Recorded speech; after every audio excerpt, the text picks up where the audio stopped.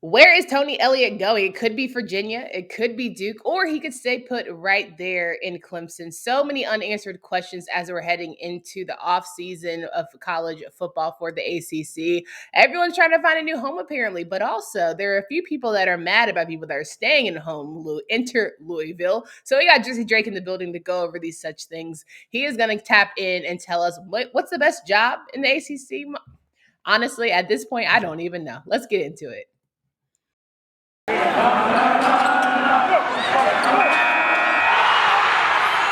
are Locked On ACC, your daily podcast on the Atlantic Coast Conference. Part of the Locked On Podcast Network, your team every day.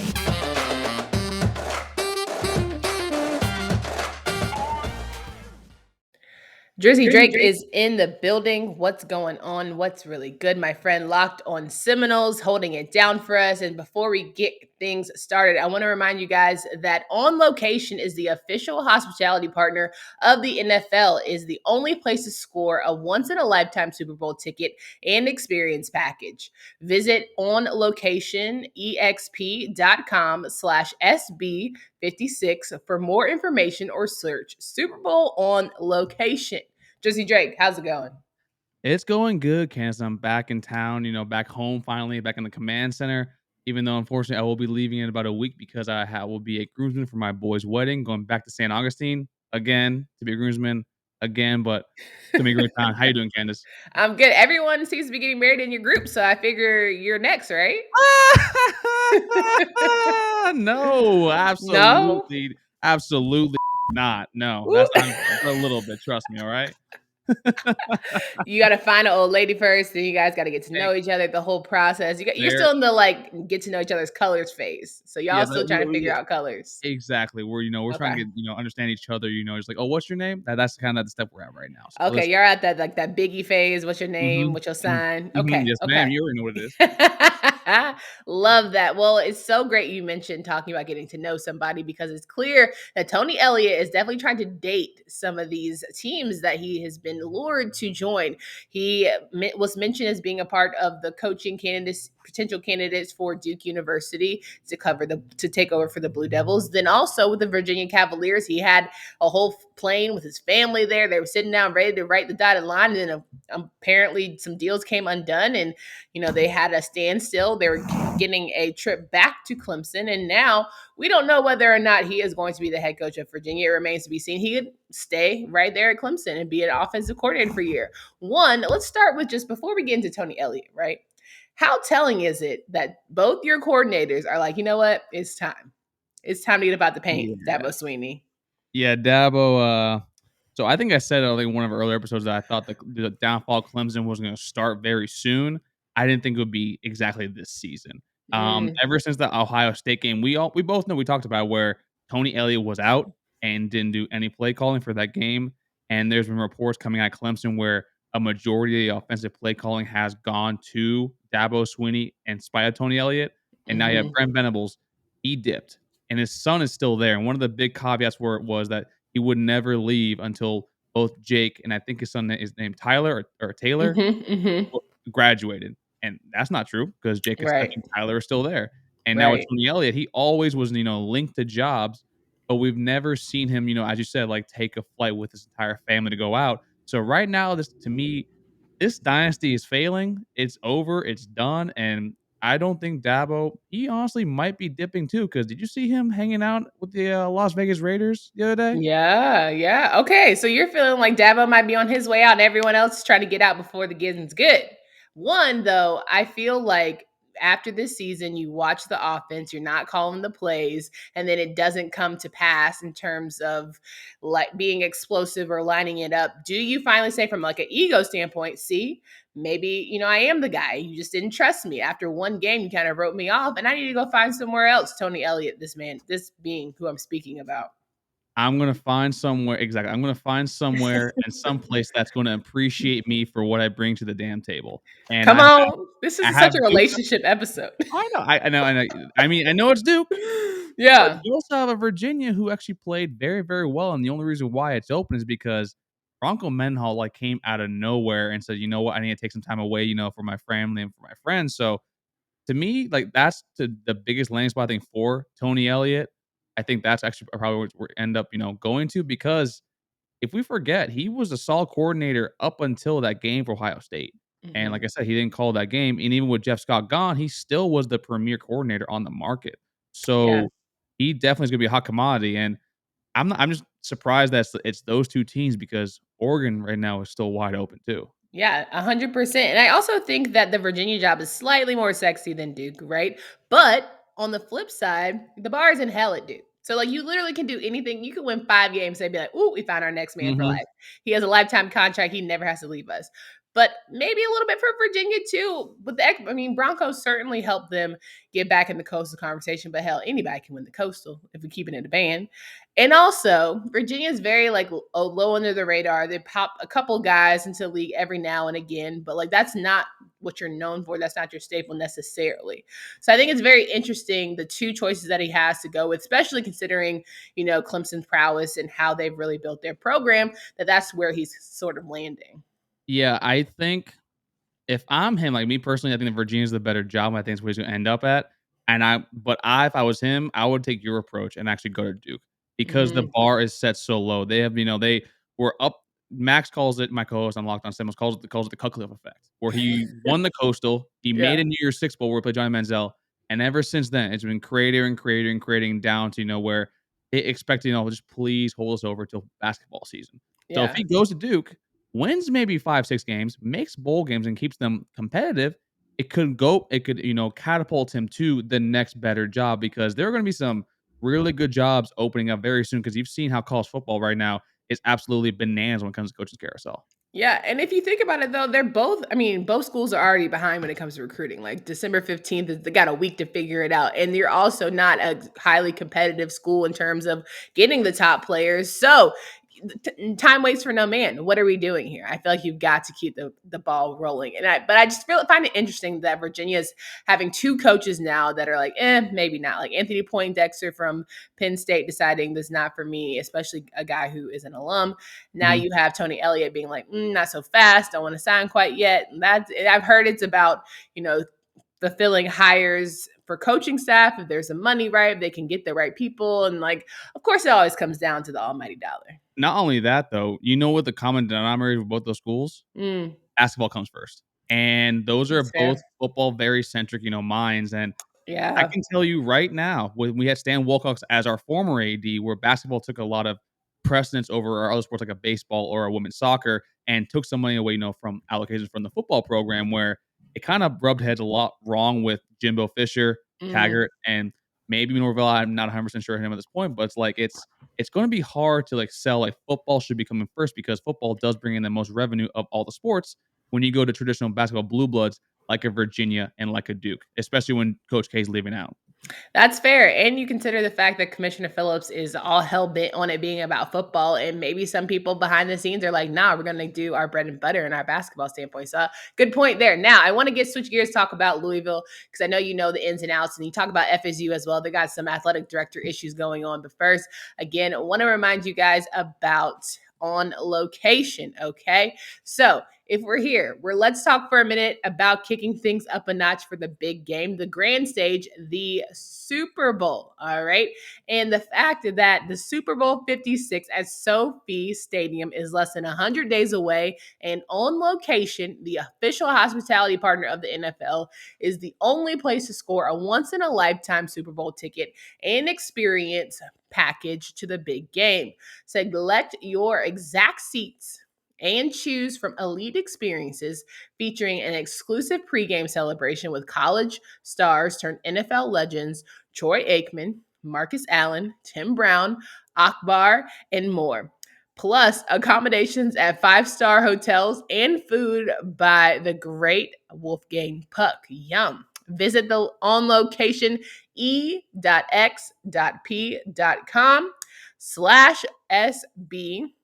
56 for more information or search Super Bowl On Location.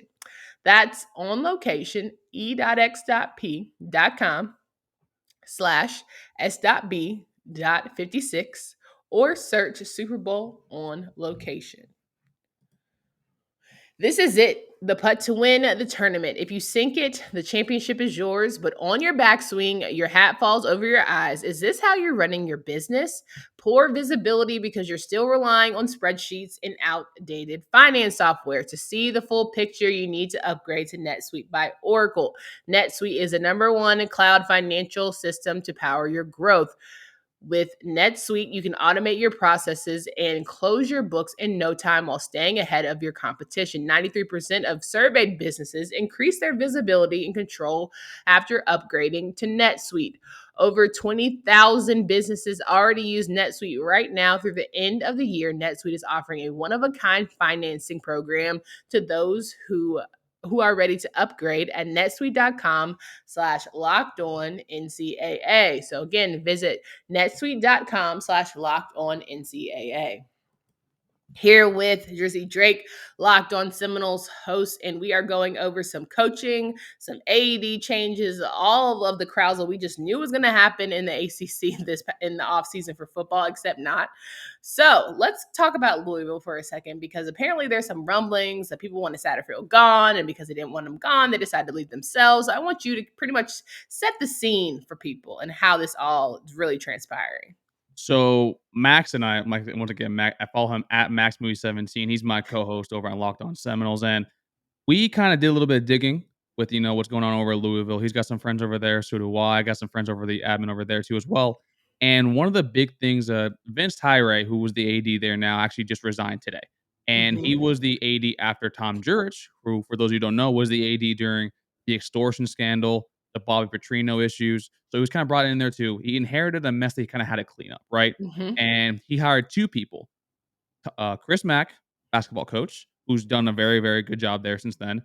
And he's also hired Scott Satterfield. Now, a lot of people, like, Scott Satterfield kind of started off on the wrong foot there because he wasn't the hire that everyone wanted. The Mm-hmm. hire that everybody wanted before that is current Purdue head football coach Jeff Brom. And Jeff Brom was kind of the one that all the boosters wanted. He played there. He's like what everyone, he was the prodigal son that son that everyone wanted.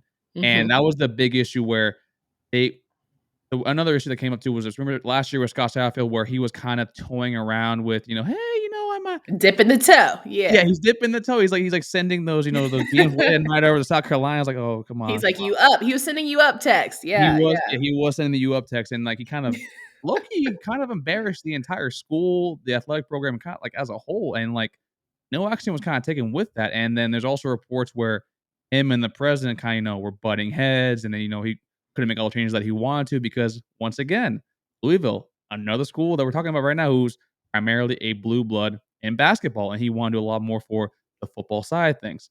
Enter FSU, where we announced our AD who's going to retire after the semester. I think by August of next year, we would have a new AD, which we do have now. We'll talk about that later. Mm-hmm. And we kind of reached out to him saying, do you want to come on over? The contract for Vince Tyre, sorry if I pronounce your name improperly, folks.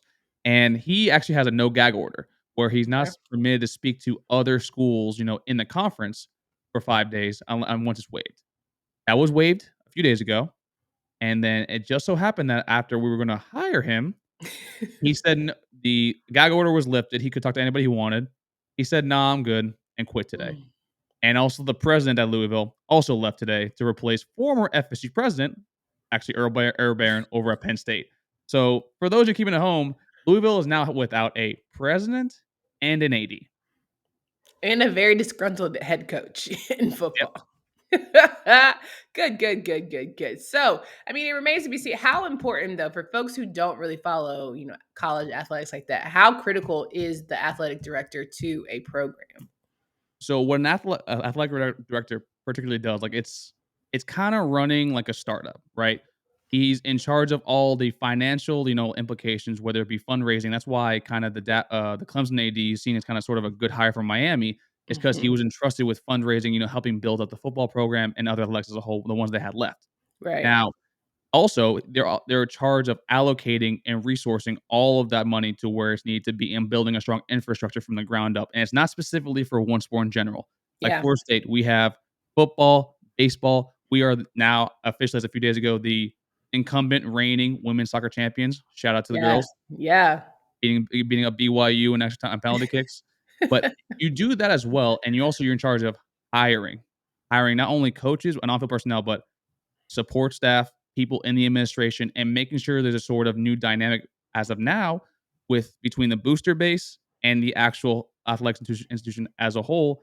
And also now with NIL, they have to add that on their play as well. So it's a job that requires you to not only be extremely intelligent, you to be extremely resourceful and quick on your feet, and also being creative with how you do certain things. Because there's going to be a lot of people asking you for money, whether it be Yeah. from baseball, tennis, swimming, football, and it's up to you to make sure you probably give them their amount that they deserve, but also keeping everybody happy at the same time. And that's a very hard job to do, and it's extremely stressful.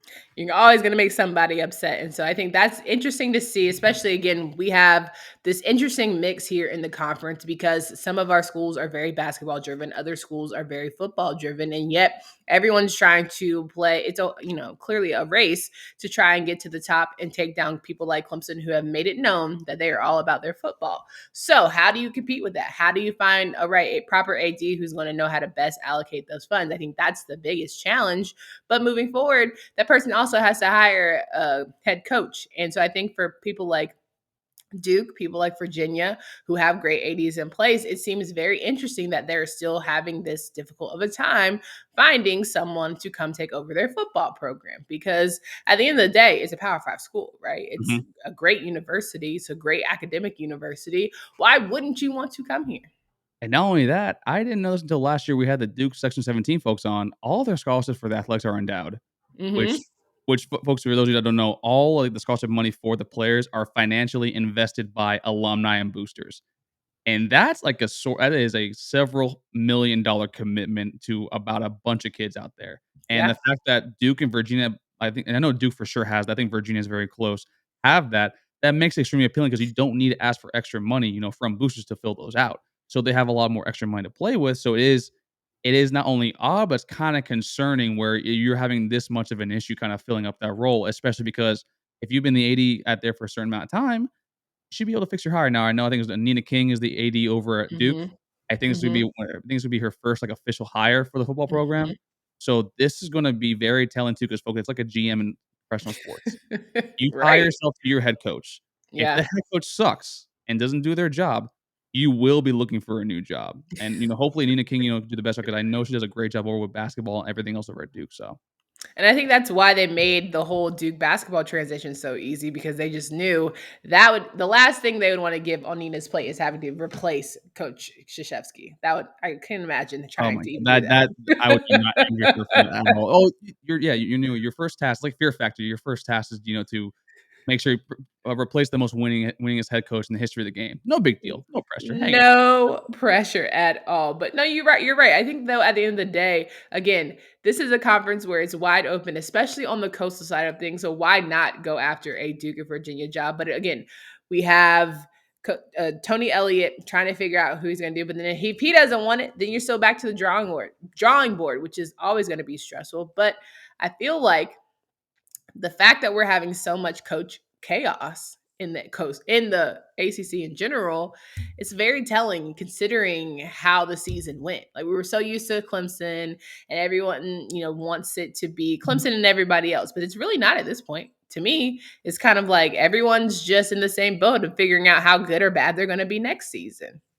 I think it's that, and also you're seeing sort of different commitments to football. I mean, the one thing I always, kind of what's the word I'm looking for, lambasted Miami was they were never truly committed to actually, providing a strong product on the football field.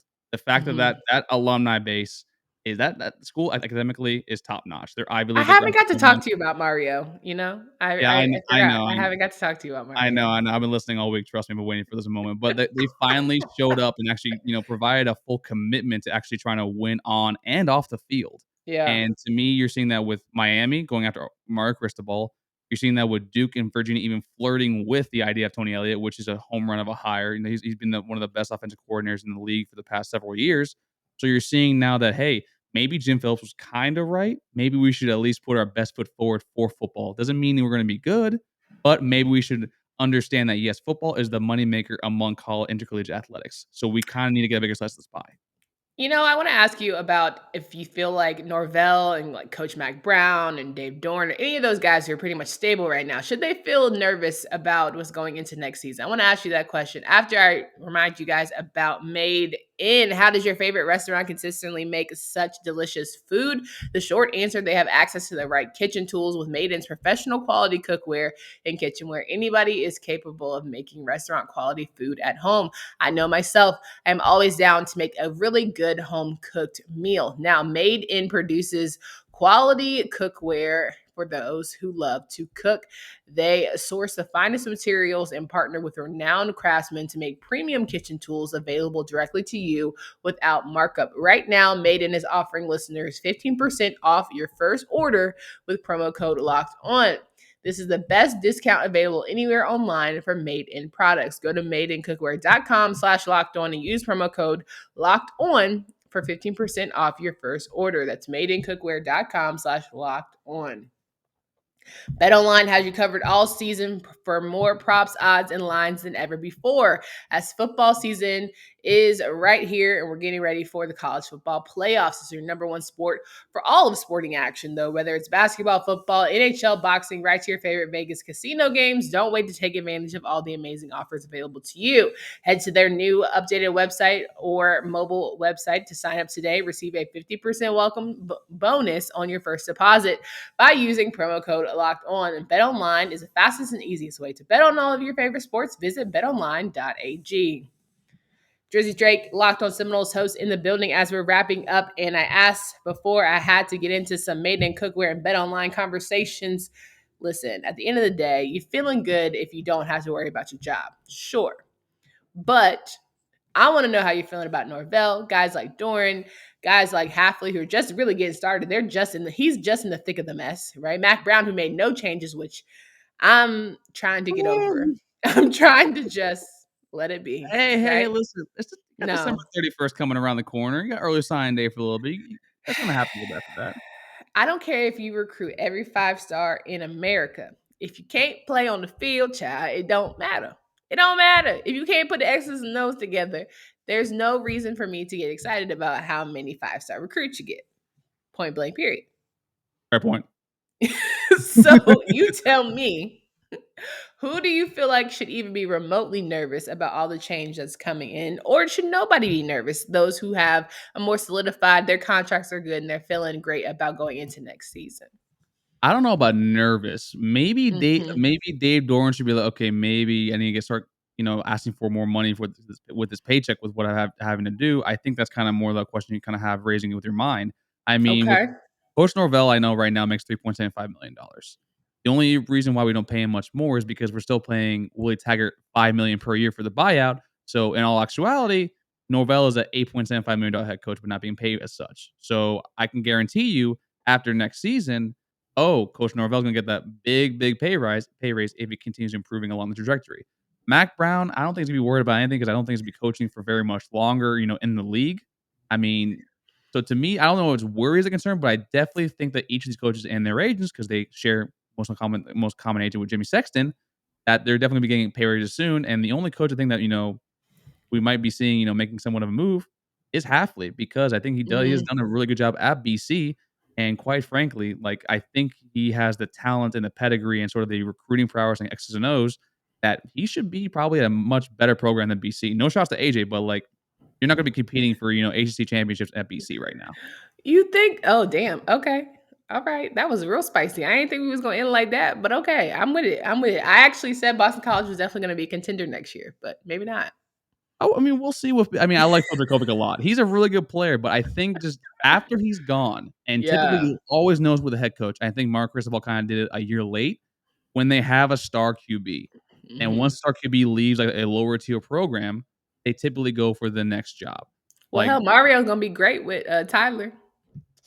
We'll see who his OC is because did you watch the Utah-Oregon game? Sorry, did you watch both Utah and Oregon? Oh, run it. I knew. I had to let you get it. Come on, get it in. He lost 72-10 collectively against Kyle Whittingham. I'm not gonna lie to you. I might increase my boost and say, hey, go pick up Kyle Whittingham real quick so we can make sure we just never lose to Miami because that man owes Mario's number. But hey, Ooh, so that you'll Ooh, all right. I know you guys love hearing Drizzy Drake. So we're giving you a part 2 episode here. We are going to run it back in just a second. We're going to talk about hoops because I know all of you basketball people are like, Candace, stop talking about college football. But it's crazy. Everything's happening in the ACC at once. So make sure you guys continue to listen to Locked On ACC. Thank you for making us your first listen each and every day. Part 2 of the Drizzy Drake interview starts now.